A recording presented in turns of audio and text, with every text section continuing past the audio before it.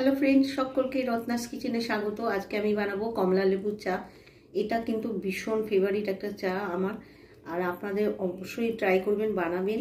আর তার জন্য ইনগ্রিডিয়েন্টস আমি কী কী নিয়েছি আমি বলে দিচ্ছি। খুব সিম্পল ইনগ্রিডিয়েন্টস নেওয়া হয়েছে চা, এখানে লিকার চাই নেওয়া হয়েছে, ফ্লেভার আলা না, আর কমলা লেবুর জুস করে নেওয়া হয়েছে চিনি আন্দাজ মতন, আর কয়েকটা খোসা আমি টুকরো টুকরো করে নিয়েছি, আর একটা সাজানোর জন্য একটা কমলা লেবু নিয়েছি। একটা চায়ের প্যান বসিয়ে দিচ্ছি, আমি আন্দাজ জল দিয়ে দিচ্ছি, আঁচটা জোর করে দিয়েছি। দিয়ে দিচ্ছি চিনি যে যেরকম খান সেরকমভাবেই কিন্তু দিতে হবে। আর দিয়ে দিচ্ছি কমলা লেবুর খোসা। এবার জলটা ফুটতে দিতে হবে। এবার দিয়ে দিচ্ছি চা পাতা কিন্তু একদম কম লাগবে, যেরকম 1 কাপ আন্দাজ যদি করা হয় তাহলে হাফ চামচেরও কম দিতে হবে চা পাতা, যাতে মানে লিকারটা খুব হালকা হয়, তাহলে খেতে কিন্তু ভীষণ ভালো লাগবে। এবার দিয়ে দিচ্ছি কমলা লেবুর রসটা।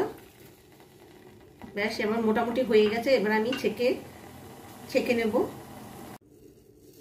এবার আমি ছেঁকে নিচ্ছি, রেডি হয়ে গেছে। এবার কিন্তু আমি ছেঁকে পরিবেশন করেছি। আর এই যে কমলা লেবুর টুকরোগুলো কিন্তু এর মধ্যে দিয়ে দিচ্ছি। যখন প্রত্যেকটা চুমুকে কিন্তু এরকম ধরুন কমলা লেবু পড়ে, তাহলে কিন্তু ভীষণ জমে যায়।